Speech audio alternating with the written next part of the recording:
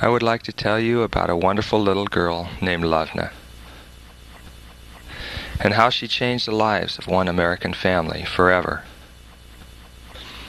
She represents the story of countless millions of poor orphan children around the world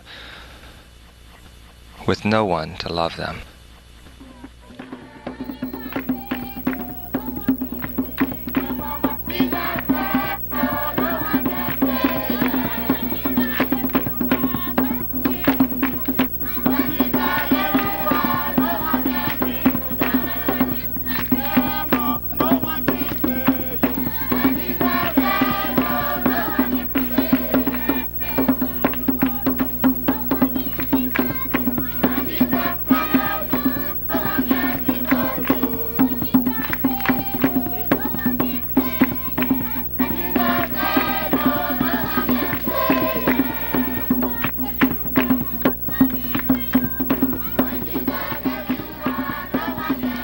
The day we first saw Lovena, we were visiting a mission station down the road from us to enjoy a few amenities of civilization, a glass of ice water, an air-conditioned dining room, a flush toilet, all in a beautiful compound of palm trees along the Caribbean Sea.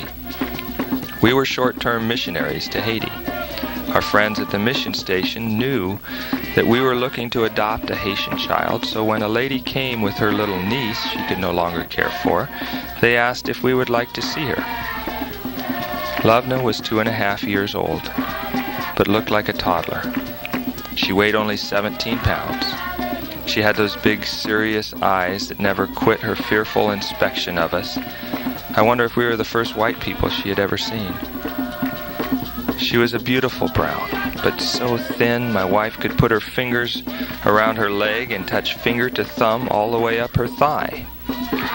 She had a cute white hair clip in the front of her forehead, probably the only cute thing she owned. We tried to hold her, but she would cry and weakly wriggle away every time, back to her safe aunt. But in those few touches we could tell she had fever. And for the next few months, every time we touched her, she had the same fever. We gradually learned Lovena'S story as we went through the arduous process of adoption. Her parents had both died years before. Her father had gone off to find work on the island of Lovena'S and was rumored to have been killed in an accident. Lovena'S mother raised her for a short time, then got sick and died at home with no medical record, was buried in an unmarked grave in their little community. Lovena went to live with her aunt, and her 2 brothers went to the care of another aunt. This aunt tried to care for Lovena.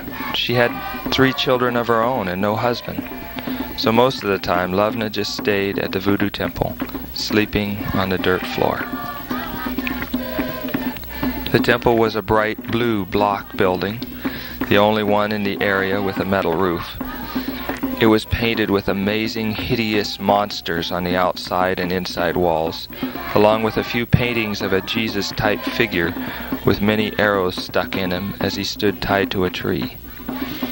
In the center of the dirt floor was a little altar with some icons. On the perimeter of the main room were many doors going into bedrooms only large enough for a mattress on the floor. In the corner of the main room lay a young man, 18 years old, I was told. Though no one could really tell by looking at him, he hardly looked human. He only wore a pair of briefs, and you could see every bone in his body. They said he had the wasting disease. They supposedly could not diagnose it, but knew it would be only a matter of time. He would occasionally spit up a bit of dark mucus into a cup and look at us with the serious desperation that comes when death is knocking at the door. The voodoo priest would beg us to take the boy with us and get him medical attention. It was on this same floor that Lovena lay. When we would come to visit her, we would take a tap-tap, a Haitian taxi, a small pickup loaded with up to 20 people in the back. Then we would walk through the side yards of small thatch roof houses built this way and that with no apparent reference to anything. The trail winds through these houses till it comes to an open area with a large tree and a campfire ring which small naked children are dancing around. When they see us, they all scatter, some to tell the priest, some to tell the aunt that we are here to see Levna.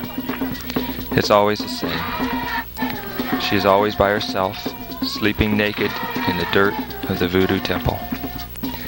The aunt comes and takes her to a bush to potty, then puts some clothes on her and brings her to us. She is always hot with fever. We try to hold her. Against her wishes we hold her. But she always cries. Always. She is miserable, fearful, unloved. That's the worst. No one loves her. No one can afford to. People here can barely love their own. We had healthy young parents come and beg us to adopt their young children because they knew there was no way that they could care for them the way they wanted to. Some nights I sit on my veranda with my guitar and listen to the night and sing and pray and cry for my little girl who is so alone tonight, so afraid, so sick and miserable and forgotten. I hear the sounds of the Haitian night. The crying and barking and shouting never stop. I think I can hear all the children in this dark land, crying with one forlorn cry, a cry without hope because they have cried like this for countless nights, and no one ever comes. Nothing ever changes. So I sing a love song for my little one, so alone tonight. And I sing for all the little ones in this land and in the world who have no one to love or care for them in their poverty. And I sing to God, "Send your workers, Lord."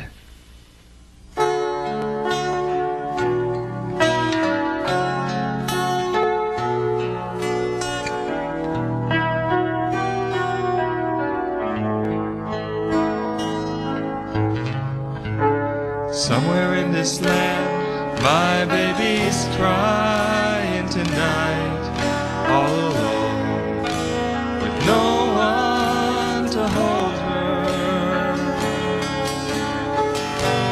Crying from hunger, fever, sick and cold, and no one to love her.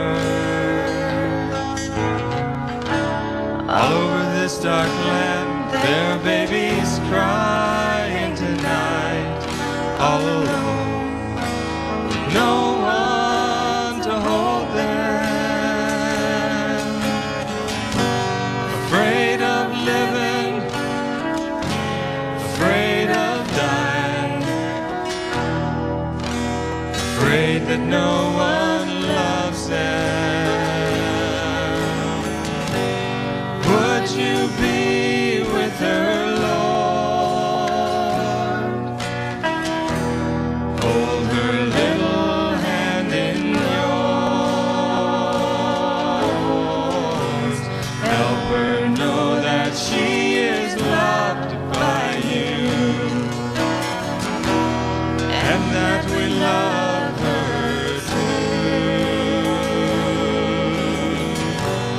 Would you be with all the children, Lord? Send your workers to the fold. Arm them with the power of healing grace. Bring your children to your place.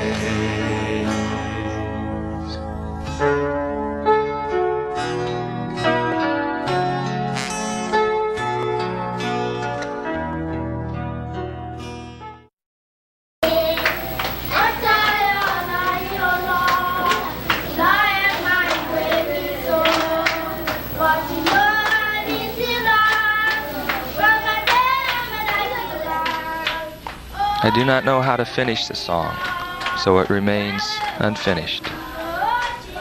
We need to leave for home again, and the adoption is not complete. So we make arrangements for Levna to stay at a short-term, nice home in Port-au-Prince.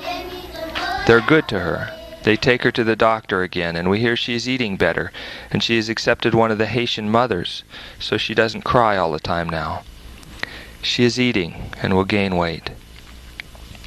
Then we get the phone call that leaves us stunned. Lovena has died. How could this happen? She went into a coma at night, and in the morning they rushed her to the hospital, but there was nothing they could do for her. Do we want to have her body for burial? It will cost $4,000. Or they can put her in a common grave, where they put all the poor who can pay nothing. So that is where she is.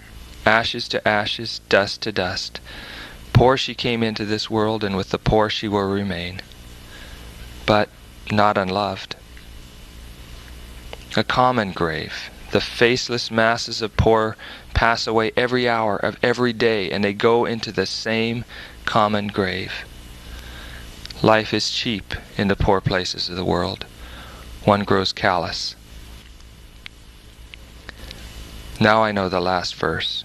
It is for Lovena, and beyond Lovena, for all the poor orphans of the world. It is for those who have had such a small chance of survival that they have forgotten hope. But Lord, give us hope for them. Give us vision to see the terror in their eyes and the longing in your eyes. And give us the grace to somehow do what only we can do to make a difference in this world. As Mother Teresa said so well, do little things, love greatly.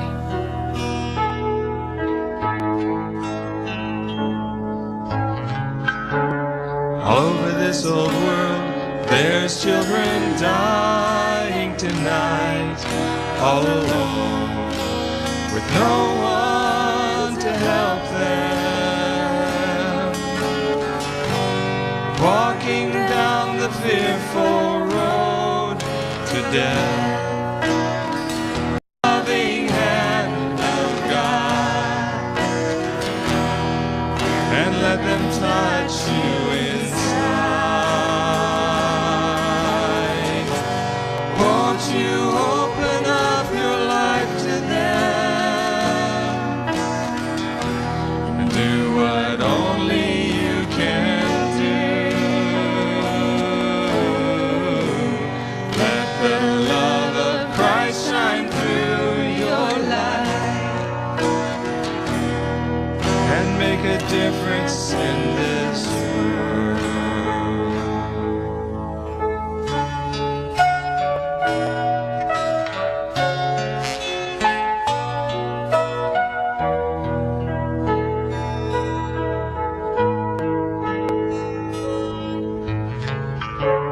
Somewhere in the sky, my baby's singing tonight in her home with Jesus to hold her